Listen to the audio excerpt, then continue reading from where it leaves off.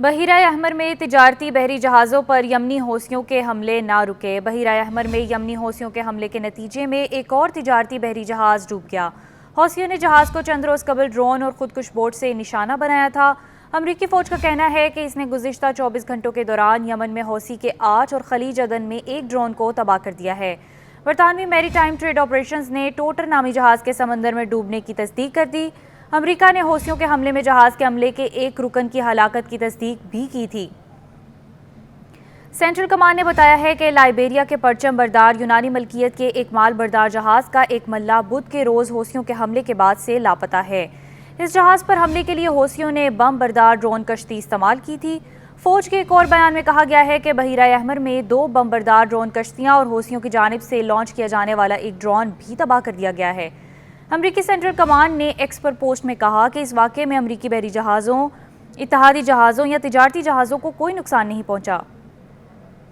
امریکی فوج کا کہنا ہے کہ اس نے بحیرہ احمر کی آبی گزرگاہ پر ایک تجارتی جہاز پر یمنی حوثیوں کے حملے کے بعد حوثیوں کے ریڈار اور ٹھکانوں پر حملے شروع کیے ہیں۔ امریکی فوج کی سینٹرل کمانڈ نے کہا ہے کہ امریکی فوجی کارروائیوں کے نتیجے میں حوثیوں کے کنٹرول کے علاقے میں 7 ریڈار تباہ ہو گئے ہیں۔ سینٹرل کمانڈ کے بیان میں کہا گیا ہے کہ حوثی ان ریڈاروں سے بحری جہازوں پر حملے کرنے میں مدد لے رہے تھے۔ امریکہ کی جانب سے یہ کارروائی ایک ایسے موقع پر کی گئی ہے جب امریکی بحریہ کو دوسری جنگ عظیم کے بعد سے حوثیوں کے مقابلے میں سب سے زیادہ شدید لڑائی کا سامنا ہے۔ حوثیوں کا کہنا ہے کہ ان کے حملوں کا مقصد غزہ کی پٹی میں اسرائیل اور حماس کی جنگ کو روکنا ہے، لیکن امریکہ کی جانب سے الزام عائد کیا جاتا ہے کہ حوثیوں کی جانب سے اکثر ایسے بحری جہازوں اور ملاحوں کو نشانہ بنایا جاتا ہے جس کا غزہ کی جنگ سے کوئی لینا دینا نہیں ہوتا۔ بحیرہ احمر کی آبی گزرگاہ ایشیا، یورپ اور مشرق وسطیٰ کے درمیان ایندھن اور تجارتی سامان کی نقل و حمل کا ایک اہم راستہ ہے، اور حوثیوں کے حملوں کے نتیجے میں اس آبی راہداری سے آمد و رفت نمایاں طور پر کم ہو چکی ہے۔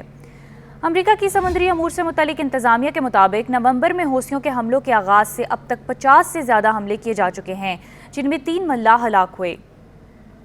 ایک جہاز پر یمنی حوثیوں کا قبضہ ہوا اور ایک اور جہاز کو انہوں نے غرق کر دیا تھا۔ امریکی سینٹرل کمانڈ کا مزید کہنا ہے کہ حوثیوں کے حملوں کے نتیجے میں بین الاقوامی تجارت کے لیے خطرہ پیدا ہوا ہے۔ دوسری جانب حوثیوں کا کہنا ہے کہ جنوری میں امریکی قیادت میں ان پر کیے گئے فضائی حملے میں 30 مئی تک کم از کم 16 افراد جاں بحق اور 42 زخمی ہو چکے ہیں۔ یمن کے ایرانی حمایت یافتہ حوثیوں کا مشرق وسطیٰ میں کردار بڑھ رہا ہے۔ یمنی حوثی ایک طرف تو بحیرہ احمر میں تجارتی بحری جہازوں پر حملے کر رہے ہیں تو دوسری جانب اسرائیل پر ڈرون اور میزائل بھی فائر کر رہے ہیں، جس کا مقصد غزہ جنگ میں فلسطینیوں کی حمایت کرنا ہے۔